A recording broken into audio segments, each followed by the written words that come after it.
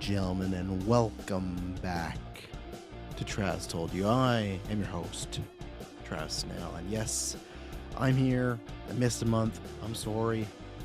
Like I said, my goal when I got back was try and do this at least monthly, one episode a month, but that kind of passed me by. But I might try and do another one this month to make up for it. I don't know. We'll see. Life is busy, obviously. Lots of stuff just in general. My life is busy. Personal life, always work, always stuff going on with the girls. All their dance recitals are coming to end. Soccer's coming to end, so soon I'll have a lot more time. But yeah, podcasting is busy. We got a busy month coming up. That's why I'm doing Travis Told You, because usually if people don't know, I think I said this in the Travis Told You, I try to limit myself to like 3 casts a week. And this week, all I did was side quests. So I was like, okay, hopefully I get some time there. Whoa. Now, here's a funny thing. Now, I have some more ranting to do, because we're going to be talking about Superman has a final trailer today. We're going to talk about, this is something I've been wanting to a little bit. I meant to last week, trying to before last week or whenever it came out. I don't know, but some early tracking, maybe questionable, but early tracking is out for Fantastic Four, Jurassic World, and Superman. So we're going to talk about that. And then just a quick little talk about Robert Eggers making some Christmas Carol and the Saw franchise, because thought I wanted to do it on a newscast I was on, and if the boys still want to talk about it at some point. I didn't give it to Kirkland and Taylor this week because Kirkland's not really seen them, so he has not much to add. And then by the time it gets to Dylan and Taylor, old says okay. I think I have a bit more ranting to do than they might, but they're perfectly able to talk about. Or they call me on air, so you bastard. But yeah, there's lots going on this week in the Geekverse realm. Lots going on next few months. I think let me pull my calendar here. I think soon. I know Taylor's records some. Let's see.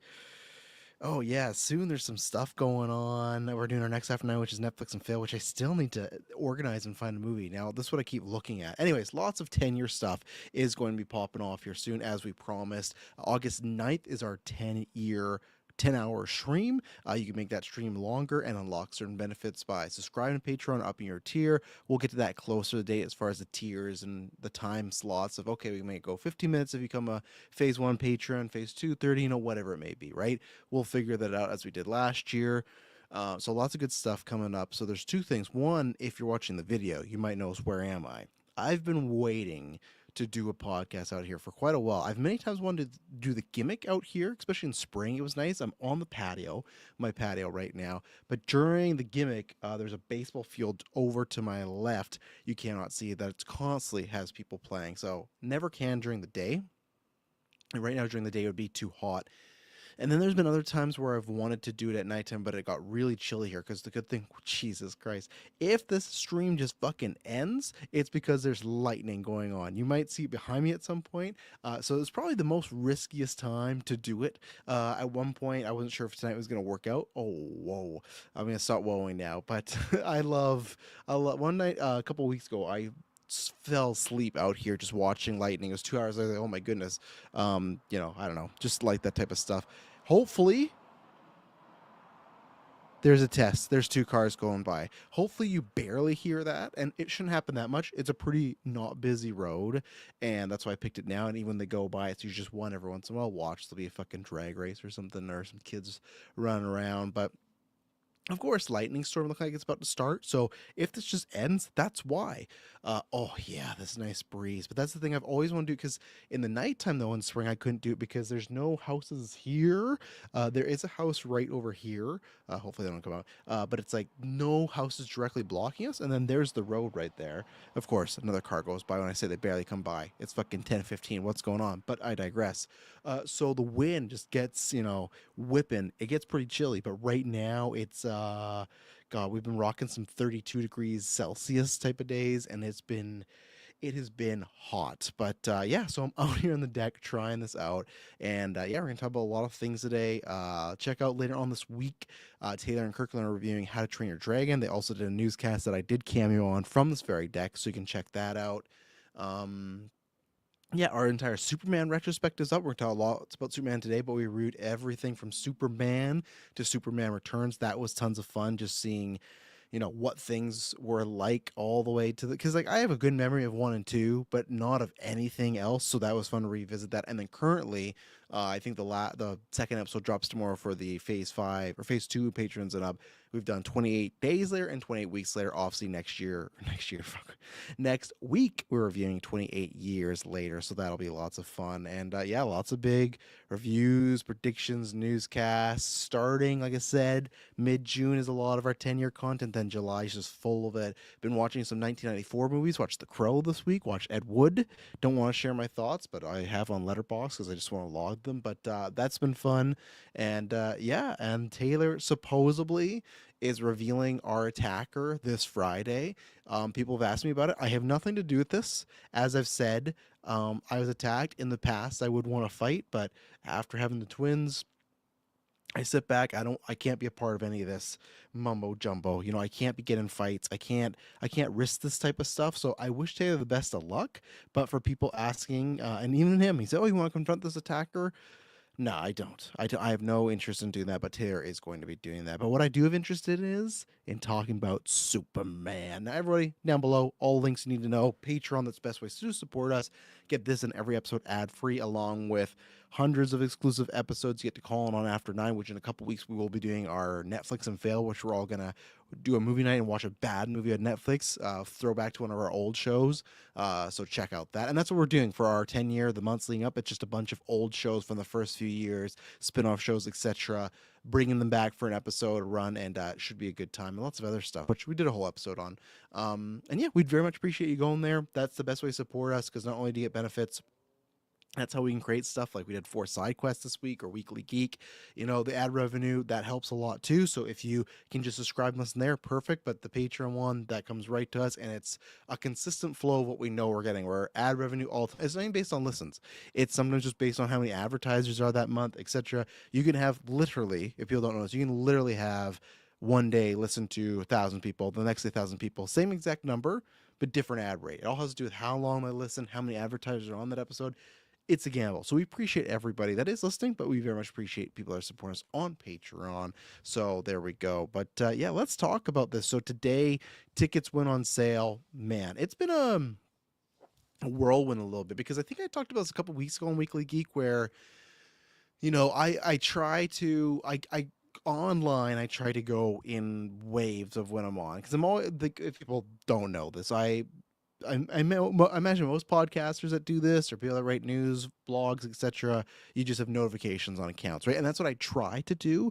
I tried to turn the vibration off of my phone, but sometimes I need that for actual work, because my work uses my phone a lot. So now I've switched to the noise, and I try my best. If I'm not at work, that just goes off. I leave it; it's completely gone.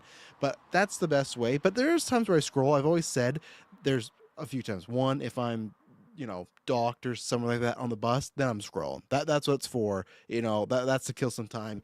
Most of the time I'm online is when wrestling's happening, because wrestling Twitter is just very fun. But then obviously a day like today, where there's the trailer and the tickets, it's fun to see what everyone's reaction is, because I can't go and listen to everyone's podcast right away like that, or they haven't recorded one, right? So it's let's see their thoughts and whatnot, etc. I think the only person I've listened to on their thoughts, other than talking to the friends, is Dave. Vodka Stream. Might be biased, but I've said this before. Most of the time I just listen to my friends now on podcasts. It's funny, I started listening to podcasters, but then met friends, and then I don't get to talk to them all the time, but I listen to that. It's also just because almost all the podcasters I listened to either changed in some way that I didn't enjoy, or it was a group of people and they went off on their own, or they have new members, and it's I'll still listen here and there, but not consistently where every day, every episode, here I am. So that's why, again, hey, Geek for 10 year coming up. Very happy that us 4 are still all together. So we know you guys have said that before too. We like you guys. There was a time we had lots of guests on, and in the survey it was hey, go back to just dude, mostly you guys. We still love having guests, but we understand that, and I understand that, right? But so today, I was scrolling during all that, especially when I was scrolling the most, is I was looking to see when tickets were going on sale, because we knew it was the 11th. First it was the 12th, then it was 11th, but I was trying to find an actual time. I never really got that, but did see, okay, tickets are on sale. Great.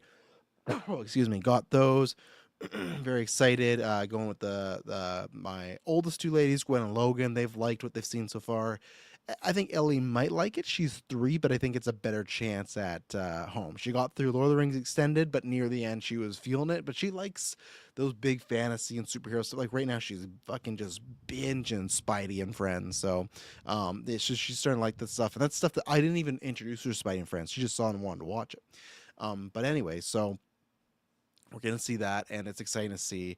Let's see, S Bubs man the chair in the late night stream. Yeah, I know, and this is S Bubs might be the only person in the chat tonight because I didn't promote this. I even said it was the weekend, but it's just random. Sometimes that's what happens. Is if I know I got a free window, kids are asleep, Emma's asleep, I got nothing to do.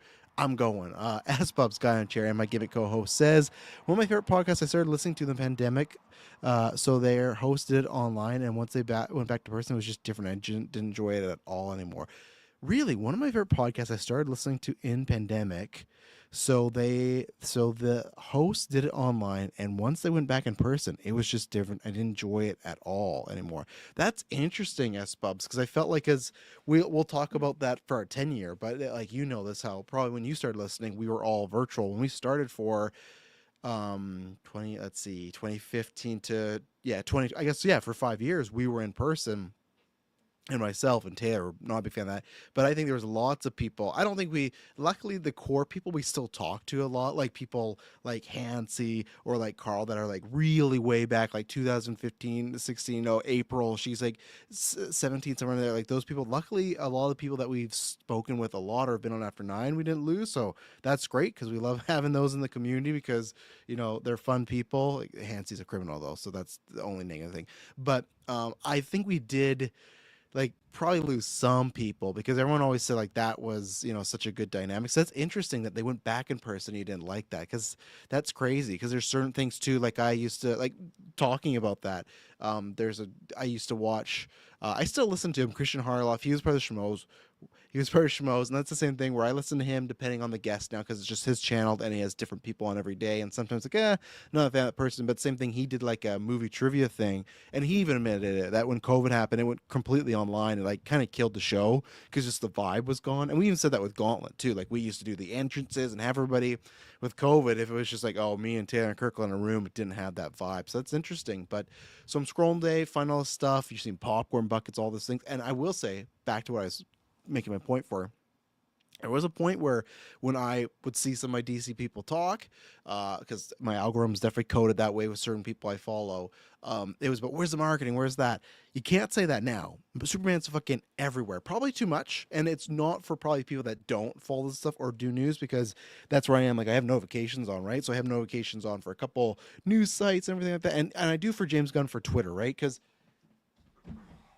it's not that I need to know what James Gunn is tweeting all the time, but there was, and even less so, maybe after Superman, I could probably stop. But there was a time where he was tweeting on like lots of updates or, debunks or whatever, especially when I first got there. So I do still have notifications on for him.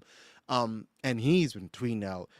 I thought like even, and I'm not saying it's a bad thing, right? Because I think they should attack. I think it's just people like myself that are in the bubble. It's like, hey, I've gotten too much. I'm not sick of Superman, but it's okay. I don't need to see anything more of Superman. I got it. But it felt like this week was very much like, hey, for the next few weeks to a month and a half, we're gonna tweet all this stuff out. Let's say we have 3 weeks worth of content and we're gonna post that all over.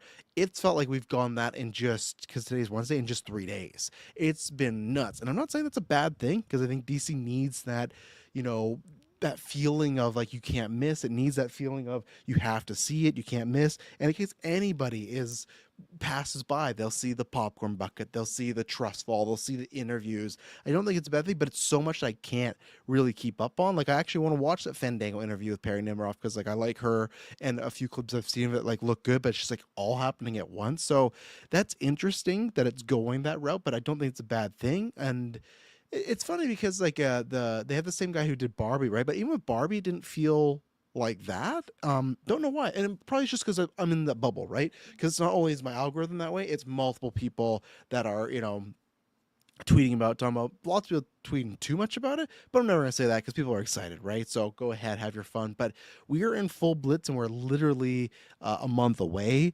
It's interesting to see. We got some people getting the early screenings, which they announced. Fandango said it's the best pre-sales for the early screenings, early access screenings. Tomorrow, or I imagine Friday, we'll probably get some sort of note of if they beat F4. I can't remember what it was. I think Fandango said like day one sales for F4, right? So we'll get some tracking there, and I imagine it will, just because like I feel more hype from that. Even though I talked to people like even Kyle, who will get back for an who do and stuff like that, he was over this weekend, and it's like, oh, you seen Superman? He's like, no, like I don't really have any interest of seeing like another Superman. It kind of, we've already done that and in there. And like, oh, what about F4? It's like, yeah, not really. Like, all the other ones suck. I'm like, oh, it's different. He's like, yeah, I know. And I like, that's a general, like, I'm not going around talking to people like that, but I haven't bumped into anybody in my normal life that's been like, I can't wait for Superman. I can't wait for Fantastic Four, other than my kids, right? Which I haven't decided if I'm taking my kids to Fantastic Four. I'm like back and forth. Not that I think it's gonna be scary. That's fine. They've watched Lord of the Rings. Just like, are they gonna enjoy it? But I think I might. I think they'll like Franklin and the Thing and stuff. So we'll see. But yeah, so far that's good for the early access. And obviously there's lots of tracking going on, so we're going to talk about that. But we're also going to talk about they released a full trailer, which I was not expecting. I was expecting a teaser, the whole 30 seconds, tickets on sale now at this date. But I'll pull it up. I'm not going to do the full Geek First breakdown and whatnot because I am alone here. But I'll pull up some shots and talk about it. I thought it was another good showing. I don't think it was. I don't know if it was as good as the second one, but I think this was a good. I don't know. This is a very basic, like, I'm of two minds. To me, this is a basic, hey, this is Superman, this is the movie, and pretty much it's Superman versus Lex and a few things of the world. I think the positives of that is here's the basic, like, you don't need to catch up on X, Y, and Z. You don't need to see these movies. This doesn't look like it's part of a bigger universe per se of like, of course there's other heroes and characters, but I mean in the sense like, oh, you gotta see everything to understand Superman. No, but then the negative is people could just look and be like, okay, it's just Superman again. Now there's lots of people that are younger, it could be their first time, but still, if it's just okay, villain really hates Superman and Superman's gonna fight him, cool, what's new? That's what I liked about the second trailer, and that's why I think that one's the best so far, and I won't see anything more really other than teaser spots by accident. But the second one was obviously hitting on similar themes that we got in Man of Steel and BVS, but a slight difference, and I like the Lois and Superman dynamic, but I think this is a good, hey, tickets are on sale now, get to crack. And S-Pub says, I still have notifications on for Gunn as well, same as Matt Reeves.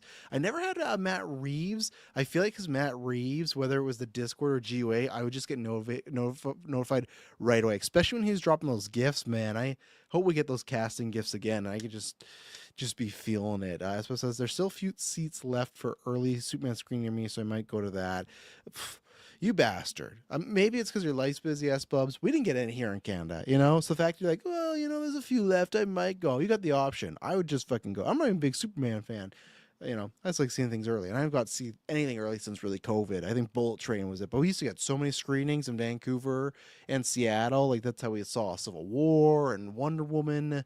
Oh, there's another Spider-Verse. I think there's another one too where we in the Geekverse era we're seeing lots of stuff early, but or the beginning era before COVID. But let's bring up this trailer. Let's see here. I won't have any sound on it because I'm alone here, so I don't know. That's my reasoning. Let's see here. So yeah, you got a building crashing. Cool. Yeah. Let's see. Can I pull it a different way? I'm trying to make it that I can. Okay, perfect. This shot we've talked about before. Great shot of Superman just in there, in the smoke, whatever. Let's move that over here. Okay. So yeah, beginning very much similar. Lex gets into the Fortress of Solitude, so it's nice to finally meet him, which is interesting. He says that it could just be like a over, like just in general meeting him, but I don't think they actually show any scenes of Superman and Lex together, which is interesting. So, and this time, this is a scene which I am appreciating. This is where I said it's just very basic.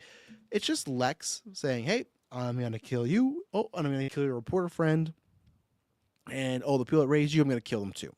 I think obviously that there's because I disagree with this statement. Many people go, well, the best villains, they have a motive. You understand them. No, I think those can be great characters, but just in even the horror realm, right? Like Freddy Krueger, what's his motives? He's a fucking sick psychopath. Joker in the Dark Knight. Like, if you can achieve a great performance and add a few little wrinkles, especially with someone that's a human like Lex Luthor, of why they're doing this, then sure, they can just be evil. And that's really, which I'm not sure which allegory he's going to go for here, but we've seen this already with the second trailer. He's talking about being an alien, he doesn't belong here. He speaks about him like, oh, so he's not human, but just like he's been raised, like he talks about like lesser than, like they are, like Superman is a lower than dirt to him, much like people would talk about many other people, that whether it's a different sexual orientation or different culture or different race, whatever country they're from.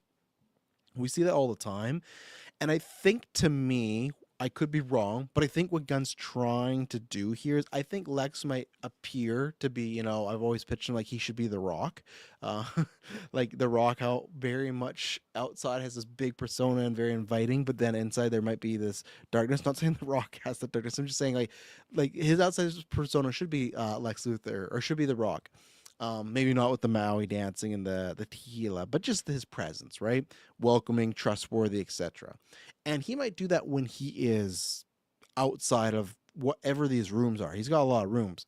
But I think what I enjoy, and this is where some people might go, oh, it might be one note, but I think what's needed here is, James Gunn said he's making a movie about Superman who's all about being all about trying to be good in a world that does not value being good, right? So I think if you were to have Lex be like, well, I hate you, Superman, but it's kind of for X, Y, and Z. I think that's one thing that's different than Man of Steel and BVS particularly, where they're hitting on some similar issues about should a Superman exist. With Lex Luthor in that, I don't like he, of course, like maybe I'm wrong. I don't watch the movie over. It could be wrong, but I don't feel like he like hates Superman. I think it's more he hates the idea of this greater being, like this power. And obviously, that's what Lex says in this trailer too, right? Like the most powerful being in the world. But to me, that's more in a sense of, well, there's something. It's similar to what Batman feels like. This is something so powerful, we gotta take it out, right? Like he has that quote about like, something about all powerfuls. No, oh fuck, it is a good line in there. I can't remember what it is, but if someone's all good, they can't be too all powerful, or if they're powerful, they can't be all good. Something, I'm butchering it, but to me, Lex is on more of a moral high ground, where this just feels like a personal high ground. Whether it's people are talking about Superman, not Lex Luthor in the city, or it is just like this Lex Luthor is a racist piece of shit. Let's just call it out that way. Where I could be wrong, but I don't think it's like Lex in BVS is more political and more power hungry, where this does just feel like, for some reason in the world, we know somebody, or you've heard something that's just like, yeah, I don't like this person because X, Y, and Z. We're in Pride Month, it's something like that, where people, if they dislike gay people or trans people, I've never understood it. I've never understood. It's the same way I review religious people, right? Where I'm, oh God, I can't remember the term, but I'm somebody that does not believe in anything as far as religion goes. I believe in certain things and have certain thoughts that, oh, this could be real, this could be not real. But that's where I am. I'm open to a lot of things. I'm not just a closed book, because there's an issue in the world, and there's cases for point A and point B. And until we figure them out, I can't just go, you know what? This is what it is. And maybe that's faith, right? But what I appreciate for, people that are religious and go to church and whatever they believe, I'm perfectly fine with them doing whatever they do, as long as they don't impact my life in a negative way and impact others in a negative way. To me, you can be the whitest, straightest motherfucker, and if you're an asshole or you're a criminal, whatever, then you can face the consequences. And that's where, again, it's like someone being awful, right? If someone, I have no problem, like I have gay friends, I have trans friends, but it's like, I've never understood like that aspect at all, right? Of, okay, if a man loves a man, what does it matter to you? That's where obviously sometimes the Bible comes in, religion, but in the most part for me, it's like, what does that change about your day? Take that out. Like, how does that actually impact you? But we know there are people in the world that, for whatever reason, they're going to try to justify it. It does impact them, and they're the worst. And that's what I think that James Gunn is trying to do with this, to show, hey, This is Lex Luthor. He's a piece of shit. It's not like, oh, he doesn't like Superman because it's justified because Superman did this, which I feel like with Lex they kind of tried to do, right? In BVS, in Superman, like the original, nah, Superman's just kind of in the way. He's a nuisance and he wants to like do stuff of real estate. Or he has other schemes. Like it's not directly at because of Superman. Superman just happens to be around. So, and I think I think Holt's going to deliver that fantastically. And I don't think there's anything wrong with that. I don't think there's anything wrong with having someone that's just a pure bad guy. You still, that's where I think you have to do like this, where you get a great actor. When it is someone like, and even then they have the reasons, but let's just say like the Dark Elf in Thor Dark World or Malekith, right? He's just like, he's bad, wants power, wants to destroy things, and not a good performance, not anything fun or flashy. That's when it's tough. That's when you gotta go get Heath Ledger, something where it's like, okay, this is a character that really has no moral compass, will do anything they want, but we're getting a hell of a performance. And I think Holt, I'm not going to say he's going to be Heath Ledger's Joker. I'm not putting them on that. No one has reached that level anywhere. I know people are going to say I'm biased because I'm a Batman guy. I don't think there's any performance in the world still that reaches what Heath Ledger did there. And I think Holt's going to be a great Lex here and really represent some good stuff here. Get the shot again that they love showing of Superman hurt. Just Lex, he just looks like such a piece of shit, and I think Holt's gonna do a great job at portraying that. There's multiple roles he's done that before, so again, and that's a good thing with this trailer. We've seen some things before, so it wasn't just a spam of entirely new stuff. I don't need to see the whole movie before we get into there. Let's hear this kaiju. I'm looking forward to that. Like in this flying stuff, there's other flying stuff later that looks a little iffy. But this right here, when it's like the wide out shots of him flying around, they said they're going for Top Gun Maverick. I see that. I also see like a bit of Neo in there, which I loved because everyone after Matrix was like, "Oh, Wachowski should make Superman," and maybe they should have, but we didn't get there. Obviously, there is like people are talking about this shot. I'll see if I can pause it where Superman is getting heat vision by another individual where they have some sort of armor and longer hair. I don't know how much I want to talk about that.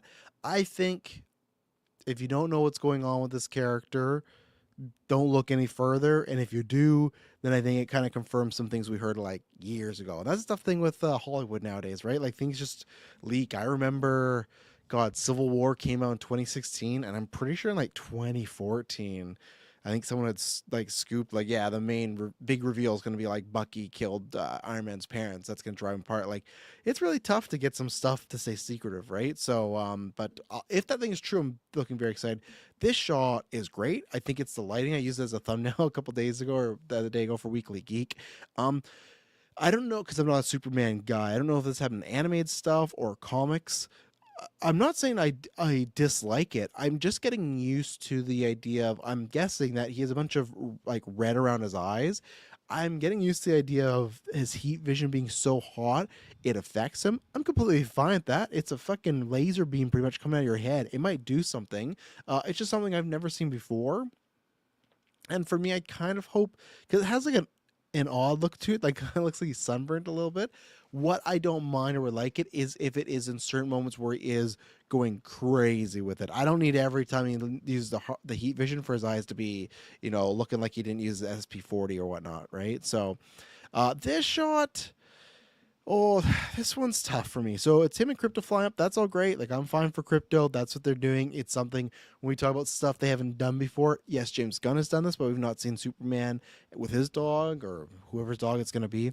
So it's them. They fly up and they fight this guy, and he stops. Like, Crypto takes his helmet off, and then Superman goes up and punches him midair, right?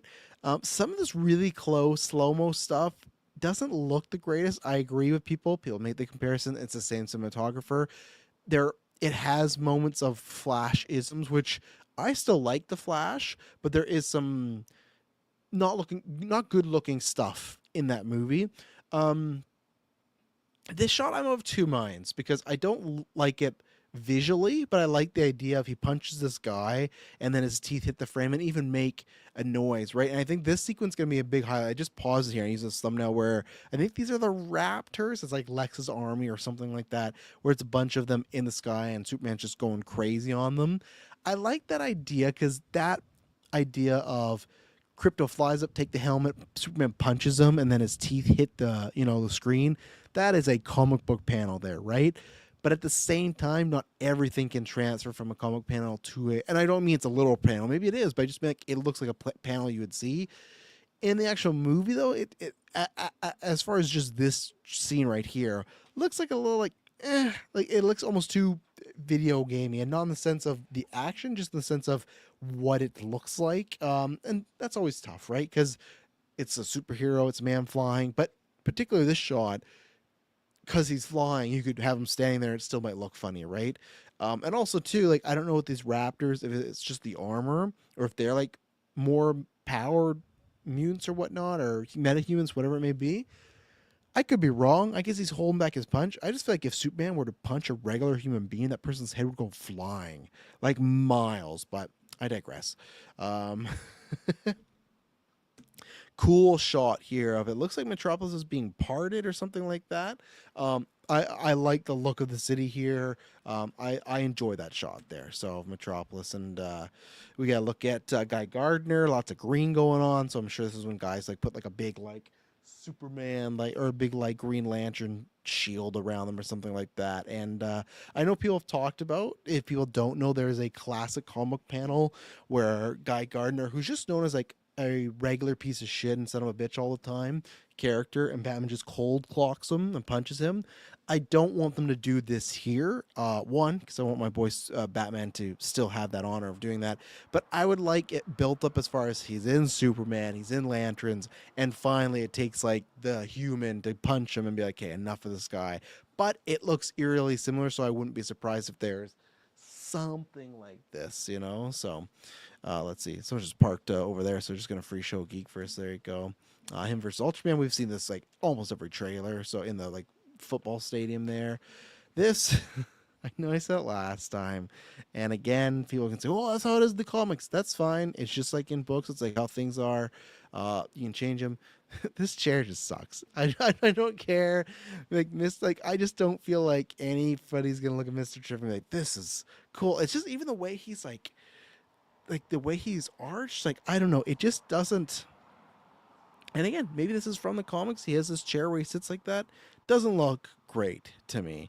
Who knows what's going on here? I've seen lots of theories about pocket dimensions and multiverse stuff, and I don't know much about Baby Joey. I don't know what Baby Joey does. I don't know if he's doing this or something else. Obviously, we've heard some sort of rumblings about a multiverse stuff being in Peacemaker as well. So, yeah, like, we'll see. That's one where everyone's been like, hey, it's the start of a whole new world. You saw that lightning, didn't you? Big one. It's the start of a whole new world. There's lots of villains in here. There's lots of characters. Do we need that? Like, so far the list of things people being like, do we need X, Y, and Z? I'd be like, yeah. Like, or not, yeah, but I'd be like, I could see why, or I don't think it's going to be an issue, right? Like, the Justice Gang, I don't think is going to be in this movie that much. I think, we're getting some big rumbos now, ladies and gentlemen. I don't think it's going to be a point. I think it's going to be like Robert Downey and Spider-Man, which I thought was a good amount, right? Something like the multiverse, if this is, right? Let's say that's just been a theory. If that is in there, I don't think that needs to be in here so early. You can leave that for Peacemaker because it's a show, not as many eyes. Even Superman 2 or whatever the sequel may be that Taylor and Kirkland forgot to talk about. Check out Weekly Geek to find my little rant there. I just think, especially with... I don't know, I'm of two minds, right? Because I hear lots of people talk about how sick they are of the multiverse, and I feel like I hear my friend, like I think even Kyle said that to me. I hear a podcaster that I listen to say that. But as I've talked about before, in the MCU, its most profitable films are the multiverse films. It's the top three since COVID, or since Endgame, have been No Way Home, Deadpool, Wolverine, and Doctor Strange. And then after that's Guardians and then Thor 5. So, and those are like popular sequels, right? But the top three... maybe the mainstream's not. So maybe I'll take that back. Maybe because I think that's for the audience that might be hard. It's like, oh, more multiverse stuff. But fuck, maybe they'll be like, yeah, cool. I like that over there. Maybe we'll see Cavill. Maybe we'll see this. Like, I don't know. To me, here's the thing. There's two different multiverses. There is the multiverse nostalgia, which that's what I think the general audiences show up for. If it's the multiverse rules like a Loki and we're setting up King Dynasty or Secret Wars, that's what I don't think is needed here. I don't think it's needed at all here. I think for your first film, just wait. I think if you start to do too much of that like big world building of multiverse stuff, people will be like, oh, this again. But maybe I'm wrong, and maybe it's so small again that it won't matter and people won't care. It's kind of like when Doctor Strange in the first one, when he was falling through all those universes, right? That was the multiverse, but people didn't really take it like that because I remember Multiverse of Madness. People like, well, he's already been here before, and we talked about that, where some people didn't understand. So we'll see. And I don't know what the fuck Baby Joey is, so we'll see.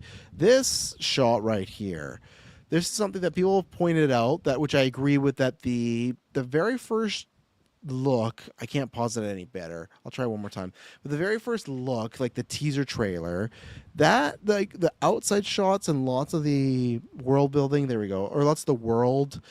There was moments of it that felt like commercially. And not commercial in the sense of like, oh, a big brand, like literally a commercial.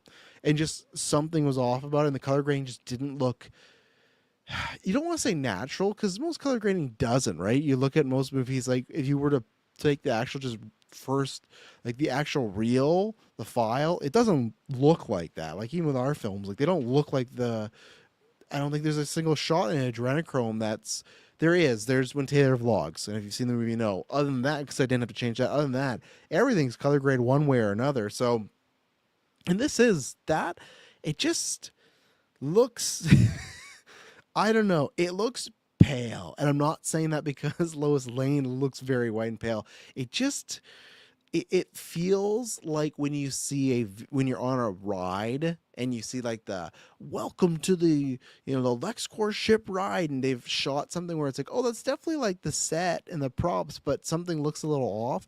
That's what this looks. Now, I will say in the second trailer, a lot of that stuff was gone or looked better. So I still think it's going to be in this movie. I think there's going to be some things that don't look aesthetically pleasing, but they aesthetically fit the vibe they're going for. So we'll just have to see kind of like what the percentage is. But when I saw this, it's like, I don't know, there's just something about this here that I wasn't jiving with, but we'll continue. Let's see. Robert Pattinson jumping out of that portal's chills. That would be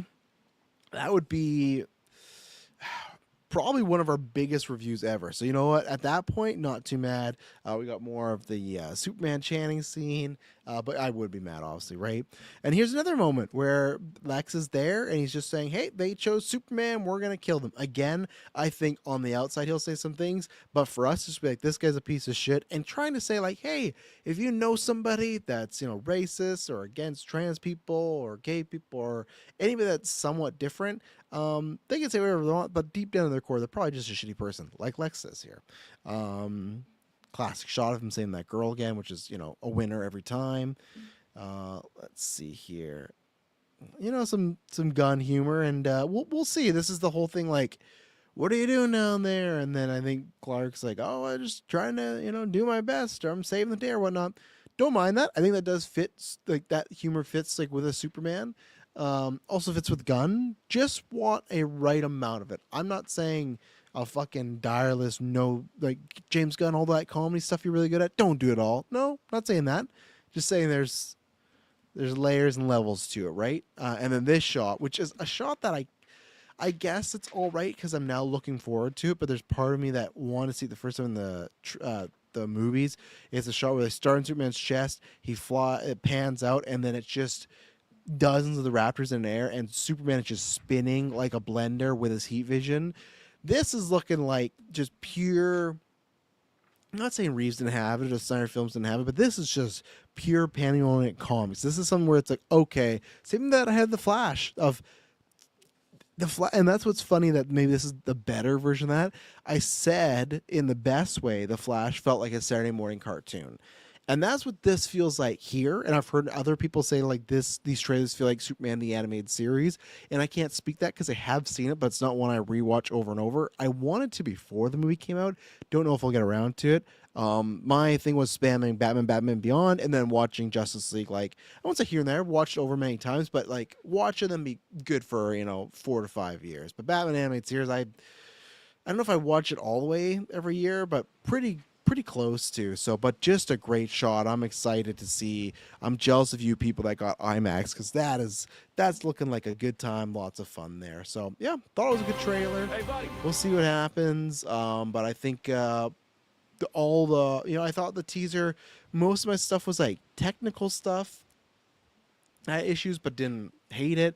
The second one didn't. I really enjoyed that. Got me excited, but I was just questioning more like, okay, what is happening that's different per se? No, tell me if you're hearing that wind out there. It's getting juicy. I guess not. Yeah, hopefully not juicy wind, but yeah. And then this trailer, I think, just did a good job of.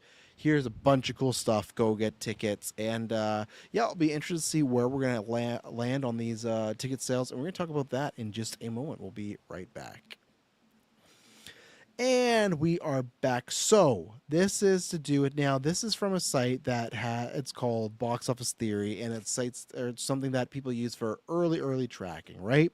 So this is to say that hey, this type of tracking, because now we're gonna get real tracking soon, where it's ticket sales and purchases and demand X, Y, and Z. But before, the early tracking is all based on like social media impressions and trailer reviews and all this like advertisements and purchase of said merch. And what they do is they take it and they go, okay, let's say the Batman did these numbers, Superman's doing these numbers, kind of comparable. Like, let's say if you're, I don't know, let's just say trailer got 1 billion views, right? It didn't, but let's just say Superman trailer got 1 billion views.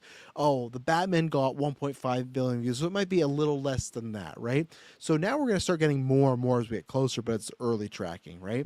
And the numbers of the early tracking aren't too surprising, even though I think they could change. So right now, we could break it down because I haven't looked at these, so I'm excited to talk about them on air. This is for the opening weekend domestic, okay? So the lowest of the guys, I won't say guys, I guess. Jurassic World's led by ScarJo. Lowest of the July crew, Fantastic Four at 125 to 135. Now, I know I saw some stat like, oh, it's one of their biggest summer openings. Yeah, sure. I'm sure it is because more about the May crew, but we'll get there. I'm going to look at some of the stuff in a second here. Superman was at second with 150 and 170, and then Jurassic World was first place with 165 to 185. Now, obviously, Fantastic Four nowhere near. Let's say these numbers were true, that's what we're gonna do. It's like a C tier thing. It's for fun. We're talking about to see because these are not the official tracking that'll come out and just like Ballerina this week, right? Official tracking was like 35 to 45, made 25. Not good. We'll see what happens with that movie. You can check out our review. Tough because it's a $90 million budget with all those reshoots and everything. But do you just push ahead and keep going? I don't know. And these budgets we don't know because Superman's been thrown around a bunch. And I think Jurassic World's clocking at 180 because they went cheap on that one. It's like, boom. They get out making the most profit, Jurassic World, right? And I guess we could start there because let's see Jurassic. Let's go. I usually use the numbers, thanks to Brent. Shout out to Brent. Hope you're doing well out there. I got to message you and see how you're doing. I feel like, well, I was going to say, I feel like we used to talk all the time, but no, it's just because I used to hear you. We still do talk on good occasions, but I feel like just because I would hear on Marvel Alliance, felt like Brent was talking to me. But the only thing that Box Office Moto is a bit better is at the kind of breakdowns, like opening weekends and whatnot. Sometimes the numbers loses that. So, and now I got police sirens out there. Hopefully these strikes and stuff are okay because they're honestly over there, and I don't know if you can hear the wind. We might just get through this topic. It's picking up big time, but it's feeling nice. Okay, Jurassic World. So I'm gonna pull them all up. We're gonna start with the dinosaurs, right?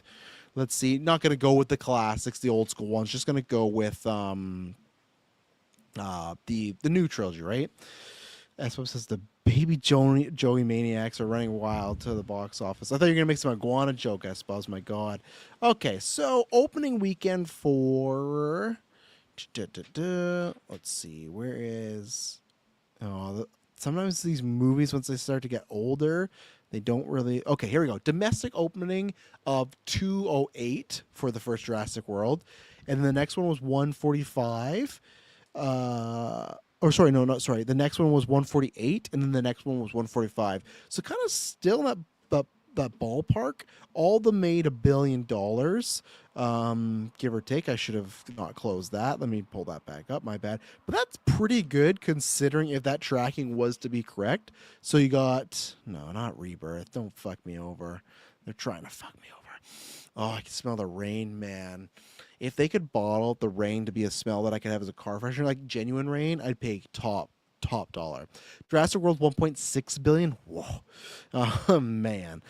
Jurassic Dominion, which was the third one, was just a billion, and then let's see, um, Jurassic World: Fallen Kingdom, the second one, at 1.3 billion. Reason I wanted to bring that up because you look at that, the second and third, the second was only 3 million higher than the third one. So you would think, oh, their box office run's going to be pretty similar, right? Obviously, it is because they hit a billion, but still, there's still 300 million missing there. Granted, again, these movies came out after like still in that like period of like COVID wasn't as bad, but still around, so lots of people stay at home. And granted, they brought back the Legends as well, but still $300 million dip, but pretty good if it's tracking right now to what was that? 165 to 185. If those were true numbers, that'd be the best opening since the first Jurassic World, which makes sense. You're never gonna get that, right? That's like Force Awakens. It was coming back, big stars like Chris Pratt were emerging and everything. So that would be a win. Now, here's the thing that I feel like is a lot different than, and this is for all these movies, right? A lot different than when Jurassic World came out, Avengers. To me, those movies, it felt like, and I think I don't know what it's called, but someone, if you're on Twitter, you're really curious what I'm talking about, hit up Stephen Colbert. He's appeared on Geekverse like briefly during a trivia battle, but his wife has been on a couple times. So they're good friends of the show. I've talked to him on the vodka stream. They're good people over there, and he's a great writer. Like he I don't know if we have, I guess we probably have that in common. I think we have different things, but he likes looking at numbers and making charts. And he had this great article one time where he's like looking at the differences of years based and like a opening weekend and the drop offs, right? And he was one of the first people to really point me out to the big Marvel fans coming out for the opening weekend. I feel like, to give him credit, he was on that way before it was really starting to get bad, of like the big 60 whatever drops, right? So that's the thing though, where even 2015, you'd make this big bulk of money and you weren't expected. That's why when the BVS 60% drop or whatever happened, or 70, whatever it was, some big number, that's why it was so big. Because like, man, what a huge drop off for a huge franchise. It is divisive, right? Which there's parts that I do agree with that for sure. And there was big drop offs before, but it was because either it was something like an Endgame where it was massive opening weekend, so the drop off was going to be huge, or it would be bigger drop offs, but still making big amounts of change.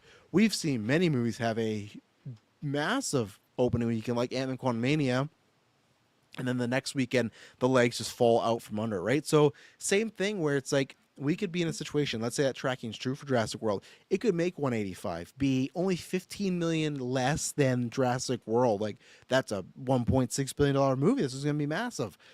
But it's not the same way. A lot of the opening weekend is those core people like myself and like a lot of you guys that just go for the opening weekend because you still love movies, right? And you want to see that event. There's lots of people that now will wait, or, I'm good, don't care about theater, especially with things coming to streaming so fast. If they know they can wait a little bit, that's fine, sure. Like, even Sinners, like, the fact that it's like, we haven't watched it at home because Emily wants to see it, but the fact that it's on VOD already, it's like still like, wow, that's crazy. That was a phenomenon, right? So that's hard to say. And with Jurassic World, I really don't know. That's what I've said before, so I'm sorry for I'm repeating, but that's what I love about all these franchises coming out in July. Is one, it's just gonna be interesting how the box office reacts, but two, they're all in a pivot point, right? Fantastic Four is trying to rebuild and regain trust of Marvel fans. Superman's trying to start anew and regain trust a little bit for some people that didn't like the old universe for whatever reason, right? And then Jurassic World is one, trying to see if it can do it without these big established stars, and two, is it the new Transformers where it is like it's foolproof, where no matter what, if these movies that to me, Jurassic World 2 and 3, not great movies. Many people I talk to, not great movies. But does it not matter? Because people want to see dinosaurs, and you don't get them as much as a superhero movie, right? Where you're going to at least two of those a year, minimum nowadays, right? Or is it a case where it is like the whatever it was, I think it's Age of Extinction to the Last Night, where eventually Transformers, the bad faith caught up to them, feeling I'm not gonna go see those anymore, right? Even with like the Pirates of the Caribbean, same thing, it caught up to them. So, Espo says, ScarJo is a big established star. Yes, okay, sorry, you're completely right. I'll take back what I said. I mean an established character in the sense of, hey, we can get Chris Pratt and Bryce Dallas Howard, or even Bryce Dallas Howard versus ScarJo, nowhere near on the same tier level, but she's playing a character that's been in $3 billion movie. No, $3 billion movies. That's a better way to phrase it. So that's what I mean. Not that, yeah, ScarJo is a big star. Atlee, like, I won't say he's a big star, but people know him, but that's more what I mean as far as absolutely. And ScarJo is way more bigger than I think Chris Pratt, Bryce Dallas Howard was when they did the first one. Uh, fucking we maniacs, Owen Grady maniacs not showing up to Rebirth, and they might not, right? There's those people like Chris Pratt, right? Or they just feel like, oh, I was connected with those characters. Now it's new characters. I'm good for a bit, right? So that's what I mean. But yeah, ScarJo definitely a big star, and the same thing. We'll see her power. So curious to see how that one goes. And I know too, a lot of people point out where they used to make a lot of money in the international markets, where a lot of those international markets now don't pay out as big now because they got their own movies. They figure out during COVID, like, hey, we got to do our own shit. And that's why the biggest movie of the year right now is a movie from China, because it's like, oh, yeah, we did this and people loved it and great. So that doesn't surprise me. It's opening in a bigger weekend. We're going to get to Fantastic Four in a second, but I do have my money on Superman for the bigger weekend as well, too. Um,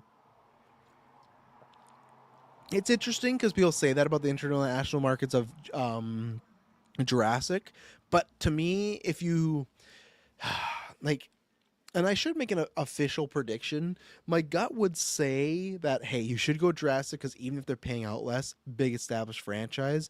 But I think it's gonna fall enough, and that's where I think I'm gonna not pussyfoot around, because I don't know if we'll do this topic again in the future when we get closer. We'll do predictions, but I'm gonna say Superman is gonna win the summer now. That's what it all with context, right? Because it's all about trailers and showings. Where I think Fantastic Four for me, the last trailer was better, and I think they've had some good showings, but I don't think they're capturing the huge mainstream audience. And I think obviously there's tons of people that are iffy on the Marvel brand. I think Superman's doing a great job of, like I said, that feels like the event movie of the summer. But I still could see a world where Superman has the bigger opening weekend, but Jurassic makes more overall. So I'm saying that, but I still say out of these three who's going to win, I think it is going to be Superman now. I think it's going to beat that opening weekend. I think it's tough for me, right? Because let's see, I always go back to this, the Batman opening weekend. We talked about this the last week League Geek, which someone made a good point, right? Where let's see here, made, well, not too, yeah, not lower than I thought, is 128, 129.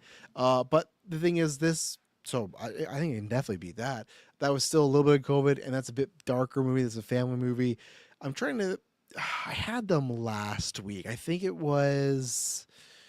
Maybe it was the budgets. I can't remember what it was, but I think it was. It would put it in like the top 10 or 15 opening weekends of super movies since COVID, which is not like a bad thing because, like, you know, yeah, I should have pulled that up. I did the homework weeks ago and then got rid of it. But either way, all those numbers are good. But same thing. It's about the weekends after the fact, right? There's many movies that have a great opening weekend and then they peter out. And will it peter out? I don't know. I still think this is going to be, for the most part, more talked about than Fantastic Four, and I do think it's gonna be a better movie than Fantastic Four. I definitely think it'll be a better movie than Jurassic World, and talked about, who knows, because maybe again people just want to be like, I love talking about dinosaurs, but I think that's really good tracking. If I can try and find, let's see, biggest opening weekends post COVID. Let's see if I can, come on Google, don't share me now. Okay, Reddit. Thank you very much. This is from 9 months ago. Okay. So this is the top, I think some of these could be wrong, but anyways, these are the top 12. Top Gun Maverick 126. The Batman says 134, so I thought that was wrong. But Avatar 134, Thor Love and Thunder 144, Jurassic World Dominion 145, Super Mario Bros 146, Inside Out 154, Barbie at 162, Black Panther at 181, and then Strange at 187, Deadpool Wolverine at 211, and then Spider-Man No Way Home at 260. And that is always the funny thing, right? Where we talk about, and we'll get to them, doom and gloom of, oh, Marvel and Disney. Like, I've heard that before. It's like, oh man, if this isn't a hit for them, they're in big trouble. I don't think that. I think it just shows that, hey, it's what I've been saying for fucking years. Fantastic Four is not a draw. And I think that, okay, so let's say, because like I said, what is that? The top 4 out of 5 are Marvel films, and then they got another one with Thor: Love and Thunder in the top 10. Like, that's pretty, considering, like, multiple brands are down, are not making money, are having issues, right? So when you're in that scope of, hey, the biggest openings of COVID, top 5, you got 4 of the top slots. That's pretty good. Of course, you want to be doing better. I get it, right? They've had lots of bumps in the road, but that's why for me, I don't necessarily. To me, the Fantastic Four is a turning point, but the biggest indicator is Avengers, which I think Avengers Doomsday clears a billion easy. I think I even get to the 2 billion. I think I'm more in the route of like a 1.5. I think if it's as good as an Infinity War or even an Endgame, then I'm actually in the 2 billion camp. I don't think any of them will be, because Endgame nearly got to 3, right? Endgame box office, and I totally misspelled Endgame. Awesome. Let's see, 2.799 billion. So let's just say 2.8. I don't think either of them would do that. My thing would be, I would say, because Secret Wars, we're just assuming has those returning stars, right? So that's why I feel like that clears an easy 2 billion. To me, my trajectory is like Doomsday. Let's just say, like, on the base of it, they're just fine. Like, they're 7 out of 10s. Doomsday is a 1.5, and then Secret Wars is a 2 billion. If they're better, I could see Doomsday being a 2, and I could see Secret Wars being a 2.5. But I don't think they'll get up to Endgame. Even 2.5 seems like a lot. Like, I'd be more comfortable saying, like, 225 or something like that, right? So, but if you look at that, let's say on the high, even in the low end, let's say the low end of this tracking's right 150, that would put it at the 7th biggest opening, just under Inside Out 2, Barbie, Black Panther, Doctor Strange, Deadpool, Wolverine, No Way Home. Pretty great as Inside Out 2, popular Pixar sequel, Barbie, one of the biggest brands in the world, and then a bunch of popular Marvel characters, right? And that's where to get to Fantastic Four, where I agree to an extent. When I do say it is a pivotal moment, because this is supposed to be leading it is a big franchise, I think there's just 2 types of pivotal moments to me. I think it's pivotal as far as what they can make going forward even more so, or just even if they have another big brand winner, because same thing, 125, 135, that's a pretty good opening weekend. Let's look at that with the Marvels. Let's see. MCU biggest opening weekends. Let's take a look. Don't fail me, Google. Last time you helped me out. Franchise. Let's see. Can we get the opening? Perfect. That end game number at 157 is just, or 357, just fucking nuts. So it's like that's such a weird window. There's a window of like Captain America Civil War at 179, and then the next one at 13 is Spider-Man at 92. Such a, almost like 100,000 different, right? But oh wait, no, that's not, it's not ranked. Hang on, my bad there. Let's see, opening, there we go. Now it's ranked. That's better. Okay, so let's go the high end for Fantastic Four to help them out, right? Let's say it's those 135. Get early tracking. This could be because they came out after saying, oh, best pre-sales day. This could be higher or it could be lower. Maybe it had those pre-sales for day one, but after be like, yeah, I've seen the Superman stuff. I want to go that. Let's see. So if it was one, what we're saying 135, that would place it under Thor: Love and Thunder. So that would place it. What is that?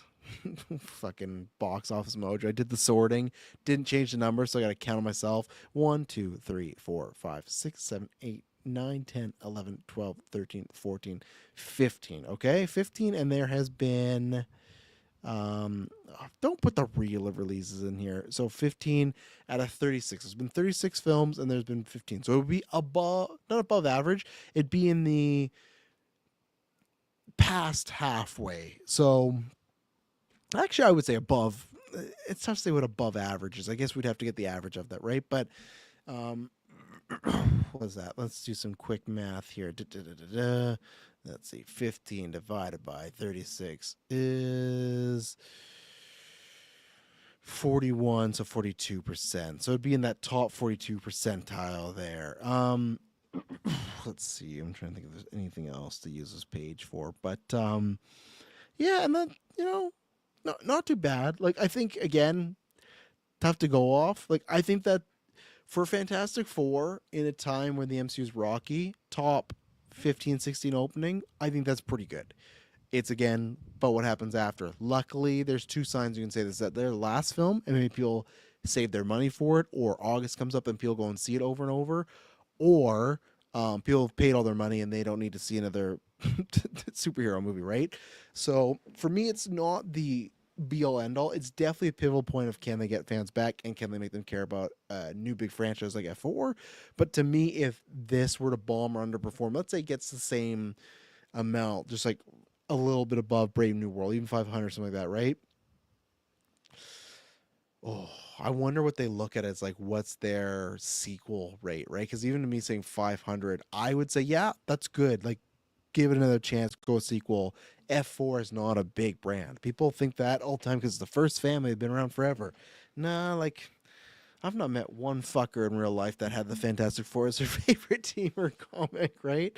So that's to me, it's like I don't think that tracks. I think that's like comic book, jargon for fans. Like, oh yeah, I love these characters. Yeah, I'm sure you do, of course. Like, but it doesn't just because you love them. Like, I fucking love the Hobgoblin, but that doesn't mean he should be getting his own spin-off movie that's gonna make $1 billion. No, it all depends on what the public likes, and also at least with all these other characters, Spider-Man, X-Men, Blade, they got some good films to start off with. They had the first three runner, three bad and mediocre. Like I said, Kyle said that, which like Kyle could think he's just out of practice. When I'm like, against the MCU, it's different. Like, we're like, oh, I've seen those before and they sucked. There will be people like that. Like, oh, those Fantastic Four movies, yeah, those suck. I don't need another one of those. So, I think that's just to prove for this brand. As I've said, Avengers is the um th- that's the true point. To me, if that's a movie that does anything below $1 billion, which I don't think it would because we have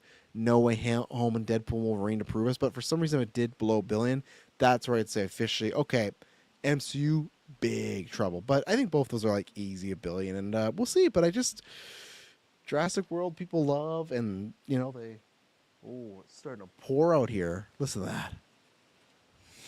Oh, that smells good. We're on our last topic because good. I can feel some wind pushing. I don't want the laptop to get fucked up. Well, maybe this will be last topic. I think we're good. But anyways, I think we'll speed through the horror stuff. But last point is, I'm not surprised by this tracking. Even if it's an all biggest pre-sales for 2025, well, then I'm so sure Superman's gonna cross that. I just don't think that has as much hype with the GA as the other two do. I'm getting more and more excited for it, but to me, this just makes sense, especially once we've seen everything, right? Because Superman could have had just like a bunch of really bad trailers. Even if there's some stuff I question them, I never thought anything was bad. They could have had some bad showings and go, okay, Fantastic Four, they're prime, and who knows? Maybe we get closer and things swap. Maybe F4 gets better reception. I know there's test screenings out there, but that doesn't matter to me because I remember a test screening of BVS and someone saying it was better than The Dark Knight, or it's just as good. And well, I'd say for myself, it was a far cry from The Dark Knight. So let's take our last ad break, and yeah, we should be able to get through this topic. Hopefully, I don't get stormed out. We'll be right back. And we're back. So let's talk about two horror things here with Saw and Robert Eggers doing a Christmas Carol. This one I put in because I could put this in the news for the guys. They'll talk about it a little bit, but for me, I don't think they'll even attest that I'm a much bigger Christmas Carol fan. This is a weird thing to say because I don't have a rankings of the top greatest fictional stories or pieces of art ever. Of course, I got movies and games, but just like overall, I've not done that. But if I do or ever do, Christmas Carol will be in that list. It could even be number one. I fucking love A Christmas Carol. Emily gets annoyed at me every Christmas because I'll watch I have my go-tos that I always watch over and over. I love the Muppet one. I watched the original, which is not the original, which is the oh god, I can't. No, I think it is the original, right? Let me pull it up here. Maybe it's not. Let's see. Black and white. I know it's that one. Let me see here. Christmas Carol. There's so many here. 1951. Let's see. It's the one with what's his name? God. I don't think that was his name. Alistair Sim? Maybe it was. Give me some images here. No, just video clips, you fucking bastard. Okay, let's go 1951. Um, Christmas Carol. And I'm not seeing as much as the other ones because it's yeah, no, it is yes, it's that one, yeah. With Alsterson because luckily this year it was on a streaming service, but lots of times it's not. But try to watch that one. So I'll take it back. I try to watch that one every year, but that I would say is the best version still. Great. They're still like it's a lot more scary than people give it credit for. Watch the Jim Carrey one, watch the Muppet one. I like watching the Mickey Mouse one, and there's still a bunch out there I haven't seen. I like watching Spirited. That's like a good play on that. Um, I love Christmas Carol so much. It's just to me a perfect story of drama and love and second chances and redemption and bitterness and depression and all that stuff. And plus, you get the guys of horror and ghosts. And I love it hits on things of like what if scenarios and, taking road A or road B. There's horror aspects, and then it has the Christmas, guys on it, the filter, kids would say nowadays. It's just a perfect that original story, just perfect, and I love many adaptations. Of course there's some shit ones out there, but I'm down for them all. But Robert Eggers sounds like he's making one with William Dafoe. I was of two minds. As I talked about in the Discord, this was great news, but also just like ball crushing news because we'll see what happens, right? I really need to see because they said that he was making Pan's Labyrinth, and I'm sure that would be scary and have some horror elements. But I thought, oh, that might be more family friendly. I don't think he'll do that with a Christmas Carol, but that was me and the guys. We've been talking about this for years because I've always said that like okay, yeah, there's definitely some like maybe straight to DVD. And don't get me wrong, if we did anything, it's straight to VOD. It's on our Patreon. I'm not saying we're big bridges, but I'm saying there's a difference of like a type of feel to that, right? And a Christmas Carol that I've seen that have done people use it with like horror stuff. I feel like it's very cheap and schlocky, and it's just like that's just the gimmick, but they don't really use the essence of the story and the lesson and the teachings that happens in there.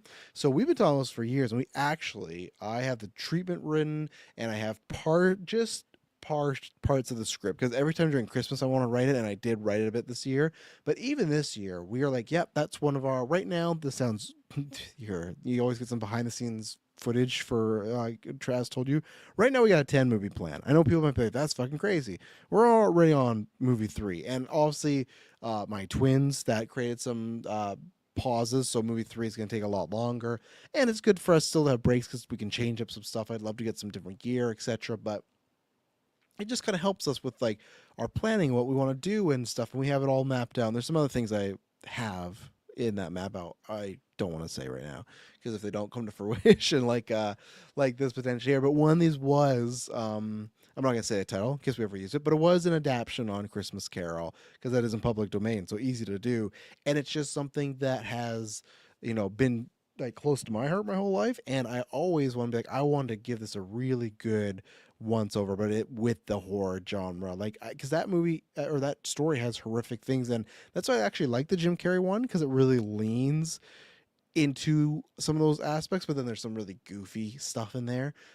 So yeah, that was crushing because not saying. And here's the thing, our story was quite different. Like here's a mini spoiler. Ebenezer Scrooge wasn't even the main character per se, but it still was to use kind of like Spirited, where to use certain aspects to tell it in a different tale, a different era, but using tying all that stuff together.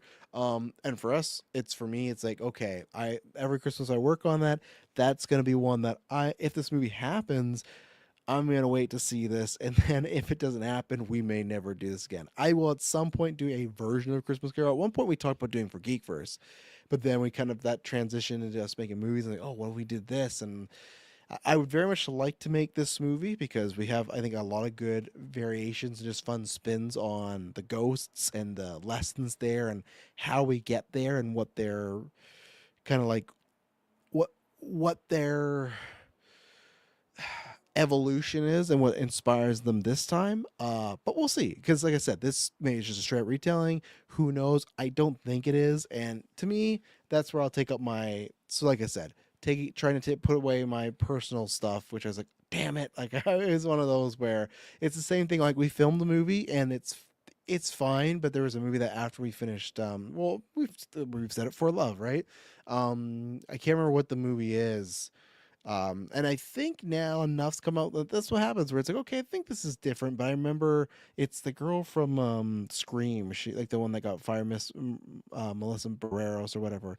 She was in a movie, and the fucking log line or synopsis was like, oh, that sounds very similar to something we just filmed. Like I said, luckily it's different perspective. I think there's enough differences, but I was like, oh, that sucks, right? It just kind of feels like when you have a great idea, right? And I was like, oh, that's why it's great because someone else has done it. So that's why I'm hoping that whatever this film is, it's nothing kind of like what we want to do, and not that it's a big thing because like if we're so passionate about it, but that sometimes where it just feels like if you have a good, unique idea, or if there's a spin-off, right, or a variation, even a adrenochrome, it's like, oh, that's a variation of a few things, but then it still became our own.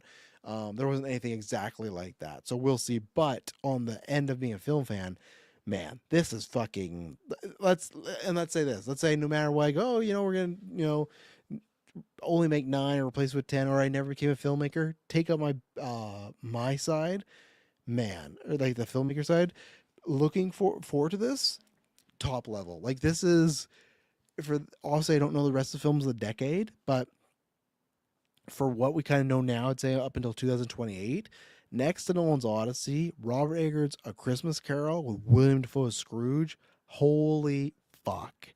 This is like ultra level good. And to me, like he's done a lot of stuff that has proven it, and not just because it's my favorite of his, but to me, the way he handled Nosferatu, I know it sounds weird, but that feels like a point A to point B to Christmas Carol. Like, oh, he can do this very, very well. Whether it's that era, whether it's the pacing of the story, whether it is the like, if he can bring what he brought to Nosferatu, like the vampire, to some of these ghosts, my god, that is like, and that's why I wouldn't even want to touch another like horror Christmas Carol, because this guy, he's gonna fucking knock out the park. Like we could never match that. Like that, this is gonna be. I hope it does happen because I want to see it. If it doesn't, then makes us easier. But man, this is like a almost feels too good to be true for me because it's one of my favorite stories being adapted by a director that I absolutely love and respect and think is just one of the best work I get right now with the variation, with one of my favorite actors of all time, with an aesthetic that I think is just perfect to update this in that Christmas slot. This has all the makings to be something very special. So, on the Chelsea side, very excited for this movie. Or the Chelsea side, very excited for this movie. And then finally, talking about things we're very excited for, or a lack thereof. Oh, Saw. Let's end this with Saw. So, what an interesting couple years, eh? Where they put out Jigsaw. I guess it was. I won't even count that. They put out Circle. I think they did like Fatima. Obviously, Fatima. Fatima. Fine to me. Obviously, I don't think it had the results that they wanted because we didn't get more with Chris Rock and Circle, and that was left open, right? So it's okay. Well, let's go back. Let's go back to where it all started. Let's go back to Tom Bell, Shawnee Smith, get Kevin Garrett in there, who directed the second best Saw film. Spiral. Thank you. It is. I guess it is a spiral. It's not a circle. Circle's something else. But thank you, Aspo, this guy in the chair. Appreciate it. So Spiral, obviously, no matter what it was called, they didn't make more of those. And then they do Saw 10. They get lots of the crew back. Ends on this very poetic ending, but it's like, well, no, we're gonna do more. And I would love to hear the trajectory of, they do Saw 3D because the franchise is starting to go downhill, and they try things like Jigsaw and Spiral, and it just doesn't catch fire. They do Saw 10, and finally it seems like people are interested in that, and that makes money. And then they go, well, we're going to make Saw 11, and then things just fall apart. Now, obviously, watch the studio, things can fall apart at a drop of a dime, but you just kind of think like, oh, finally you guys are kind of winning the day. You've made a little comeback with here, and you found a good niche of, oh, we're going to do prequels with Tobin Bell before he kicks the bucket in Saw 3, right? Spoilers for like a 10, 20-year-old movie. You should know by now. That's usually the meme that how they do so many. He's dead. But anyways, if you didn't, sorry, go watch those. But how it gets from We make Saw 10, one of the most successful ones we've done for a while. We're making Saw 11 to Saw 11 shuts down to we're not making any more Saw films to we're now sold the rights. I don't think it's sold like it entirely owning them, but because I think they still say in partnership with Blumhouse. But I think it's, and this is like even a bad comparison. It's like the way that how Marvel can make a Spider-Man film with the help of Sony, and even then it's like it's a Sony movie, but Marvel pretty much makes it. I don't think even it's that. I think it's just Blumhouse just kind of, or sorry, I think it's just Lionsgate just kind of getting a cut of the money. I could be wrong, but that's what it sounds like. Where it's just kind of like, yeah, we've leased the rights, we're renting the rights for a little bit. So I'm a few minds of this because that means, yeah, Saw 11, Tone Bell, that's officially all dead. And it's tough because I've always been like, hey, I've, some people like this thinking, some people don't. Same way I am with Hugh Jackman. They're great in the role. If they're alive and want to do it, and it's not a complete just dog shit story movie, let's make it happen. Tobin Bell's Jigsaw is great. He's a horror icon. That's a fantastic performance and a very fun character. And if it showed in Saw 10 having him back.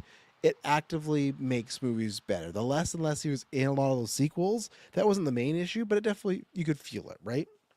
So, what was I gonna say? I was going somewhere, but either way, so you lose him, and that can be a blow. But there's probably time for like a rechange. I was going for a certain point there. Damn it. But anyways, so it's it's interesting because that's where I was going as far as like I want him. So it's like, okay, would I rather have no Saw at all or Saw 11 or Saw Blumhouse? And that's all like depends. Also, we're not going to Saw 11. And if you say, hey, would you rather have no Saw at all or another Saw? I'm always down for another chance. I suppose throwing in some titles here. Saw Rebirth, Saw 2027, Saw Kill, Saw Ends. Don't do that. Don't do that. You might be right with we might get just the Saw. The same way we're getting like I Know What You Did Last Summer again. It's just like, and it's not called again. It's just the exact same title. Um so you found something that worked, right? You got Tone Bell back, tell some prequel stuff. But at the same time, this is where I was going. You were in a very, very tight box. Those movies were always in a tight box to begin with because they had a certain time limit to play with. Where they were now is even more so. And that's something where it's like they do this twist, right? Of like it's a trap, like it's a trap. In Saw 10, there's a twist and that kind of reveals what the trap does, which was fine. But to me, when you play Hell Zip and you do the whole big reveal, that's all about the twists and turns and who character was sneaking this and who was doing that. Just doing how the trap actually works, like, okay, like, no, we're here for the lore, we're here for the characters, we're here for the story. At least I am, right? So it's like the twist and the trap, like, that's fine, but you could no longer do that with Saw because you're stuck in this little box. So I think that's good. I think you do need to, if you're not doing like, even then, if you're asking me what should you do, 11 or a reboot, again, two minds because I'd like to see Tobin Bell back, but at the same time, I think taking Tobin Bell out of it, let's say, okay, he's not coming back. We're just going to still use that universe, even though I still think they could have done much, much and many things with Carrie Elways and used Dr. Gordon. They didn't. That was a layup for them when they're talking about how he continues his franchise. It was right fucking there. Don't understand it. I digress. The franchise overall definitely needs a fresh coat of paint. So, excuse me. Can Blumhouse do that? That's my big concern. It's it's a 50-50. James Wan getting back, that's great for him. Not sure he fell with the franchise because he directed one and then he wrote two and three, and then he's just been an EP for the rest of them, so he's getting a paycheck. But I didn't know if it was a situation where, because some creators are like, yeah, I made this thing and they took it off and did their own thing and cool, whatever, I don't follow, but let them do what they do and they don't really care. Or there's people that like, oh, that's their baby, but they just accept like, well, it's Hollywood. I got to move forward. I can't do anything about it. I'm not in a position, right? And even to me, like some of the interviews he gave about Saw didn't tell any someone down. It just sounded like he was completely fine with like where it was, letting it go. Like he didn't say like, man, I'd really like to. Like to me, at times when James Cameron talks about Terminator, it's like, oh, you can still feel the love there. He would like to be like own those rights, right? Where with James Wan and Saw, I never got that sense. That was like a great like, oh, been there, done that, you know. But now if it's a situation of Blumhouse gets in, he's in control, And maybe it is just like, hey, you did Saw, take it. Or maybe it's a case that, hey, no, actually, I really want this, which is a cool full circle thing because that's what put his career on the map. One of the biggest to me independent movies ever, as far as like getting a buzz and word out there. And maybe there's part of him too where he's like, I fucking hated all these ones they were doing, and now he can be like the steward to stop some of that stuff. That's great too, because he started that with Lee Winnell, and I'd like to see Lee Winnell like work with him again. But that is the toughest thing. Where I guess I'll get to Blumhouse in a second. With a fresh coat of paint, easier said than done for Saw. Like that first one, the way it's paced, how it's revealed. You can never do that again for someone that's seen Saw because you're always going to be, if it is even something similar to two guys in a bathroom and they're figuring stuff out, the biggest moments, especially the big one, we all know. It's very hard to recreate that or find something similar to evoke that same emotion. And I think that's why they haven't rebooted, because that's just like a very tough thing to do. Like that to me, the first Saw is a independent horror movie capturing lightning in a bottle, And don't get me wrong, the sequels were great, but it's like the the the monkey's out of the bottle. You can't put it back in. You can't. That's why it's like you had to do 2 and 3 with Jigsaw, and then the rest of them, Jigsaw was always around with flashbacks and whatnot. Like, I just don't think you can. You can't. Never say never, but I don't think you can recreate some of the aspects that made Saw a viral or big sensation in the horror community, right? I think that's been a tough thing. But James Wan has said, and it sounds like it would be a reboot, has said, like, oh, if I ever did something with Saw again, it had to be something very different. And I look forward to that, to see what it could be. I love Saw, and I'm down to see. That's where you asked me, oh, what would I do? Like, oh, let's see it. Because you know what? I've had bad Saws before, and I'm still Saw fan, So James Wan, good for him. That gives me some hope. Blumhouse, I need to pull up what's going on. But Espo says, who can we get in the Saw movies who's done other James Wan movies? Can we get Momoa's John Kramer? I don't think we're getting Momoa's John Kramer there, S Bubs. I think, because I think he's older now. They've worked together many times, and not older, but in a different sense. Let me see here. 51. I think Patrick Wilson would do great as far as doing his own take. I don't want someone to come in. That's the other thing too. You can't. If you're doing a Jigsaw, you have to change that character a bunch too. To me, that's like changing everything, changing the origin so he's not sick, and the thing with Jill and the kids, changing like Adam and Gordon. You can't redo that. Like, it has to be top level. And even then, to me, you have to, because they missed their chance. To me, their easy chance was to do Dr. Gordon and carry that on. They didn't. To me now, it's like this is not at all connected that not on the world, not I knew John Kramer, whatever. It has to be completely fresh to get new people aboard, right? Which is tough. But Blumhouse, to me, I'm trying to find their current filmography for the past like 5 years.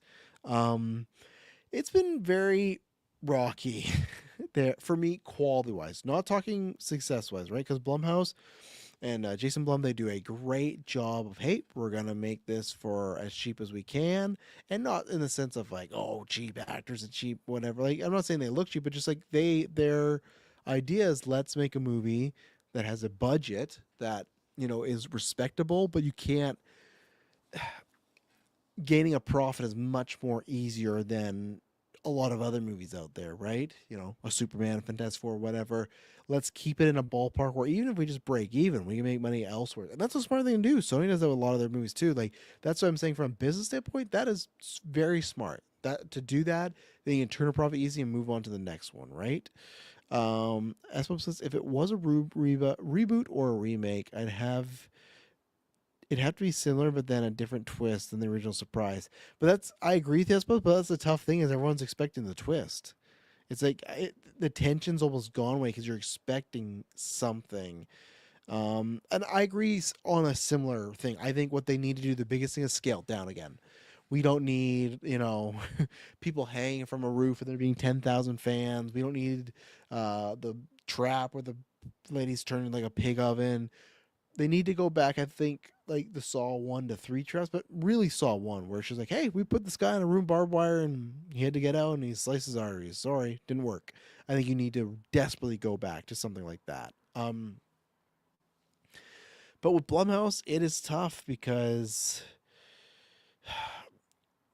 I think it's interesting because they have that formula and it's good. And to me, I was much like the way I am with A24 and Neon, big fans of them early on because I just liking what they're doing, and I was enjoying a lot of their movies. Where now, I don't know what's going on there because I don't want to say that, oh, they're just making movies just to try and quick turn profit on the next one. I don't think it's that, but I will say there's enough film quality to make it feel like that. And I think they had a chance where they were the little studio that could, right? And they did. And then when they got Halloween, I remember everybody, including myself, being very excited. Like, wow, Blumhouse, they've done a lot of great things. Doing some great thing in horror genres. We're getting Halloween. We're getting Jamie Lee back. Man, we're winning now, right? Right? Mm-mm. Not so much. Jason Blum's Slot Factory. And see, as well, I'm not going to go that far, but there is part of that that feels like that. At least some films feel like that. Um, Andre, don't be setting me up here. What is your thoughts on Sean O'Rourke? Fill me in on the chat. I don't know who Sean O'Rourke is. Maybe I will once you by name. This is a porn star or something political. We'll see. We're getting late here. I'm already later than I should be, but fill me in, Hunter, and then after I finish this topic, I'll come back to if it's a real person or whatnot. Um, that's how, to me, it just feels like of lesser quality. It feels like it is just pumping out movies for the sake of, well, this is cheap and we can get out there. And that might not be the situation. Maybe all these movies have, and I bet the filmmakers do, but I mean, like, from a studio perspective, maybe they're all looking at them with tons of passion.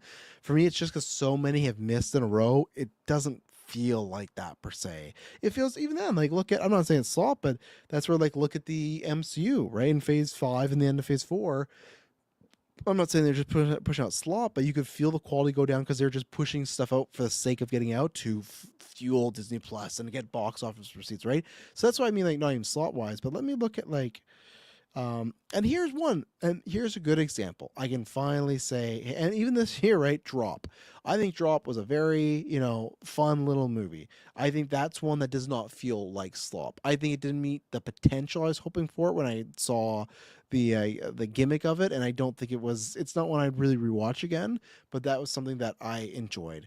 Wolfman made a lot of sense because Wolfman was coming off Invisible Man, which is probably, there's a time where that's, I mean, like Blumhouse was putting out horror movies that were in the top of horror movies or even top of movies of the year. Like Invisible Man made Best Golden Geeks, like a nominee, right? I don't know the last time Blumhouse has done that, but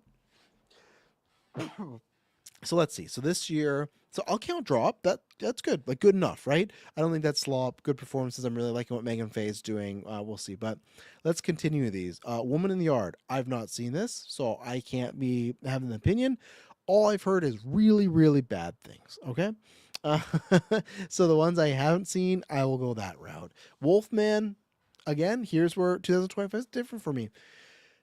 I enjoyed Wolfman actually quite a bit. I liked the take, but that to me, you might say, oh, the trash is hypocritical. Well, then I'm a hypocrite, I guess. That for me is more Lee Winnell than it is Blumhouse. But even then, they did the vision, right? They helped them get the money, they funded it, they produced it. So I'll still count that as a win, right? Let's see. Speak No Evil. Yeah, that's fine. Like, people know I got issues with those movies because there's just some stuff. Afraid. What was Afraid? Was that AI one? Yeah. See, again, haven't seen that, but not good things. Imaginary, not good. Night Swim, not good.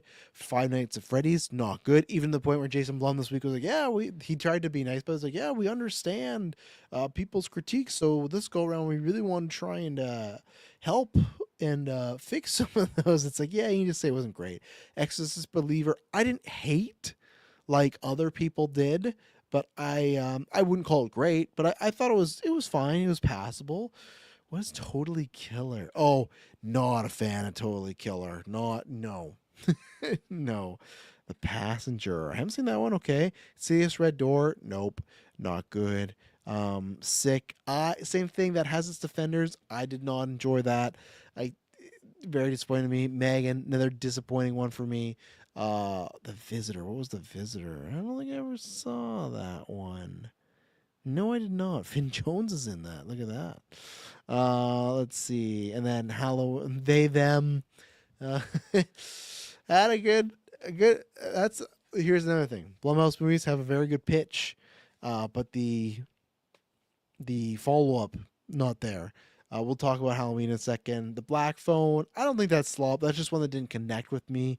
Dash Cam, I'll put that in the good category because I suppose always tells me good things about that. House in the Bio, never seen that. Paranormal Activity, I've not seen these. Bingo Hell, oh boy.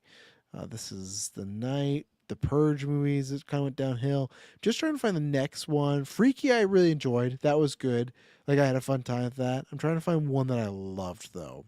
Last time I could say, hey, I loved, and I think it was that. Yeah, Invisible Man 2020.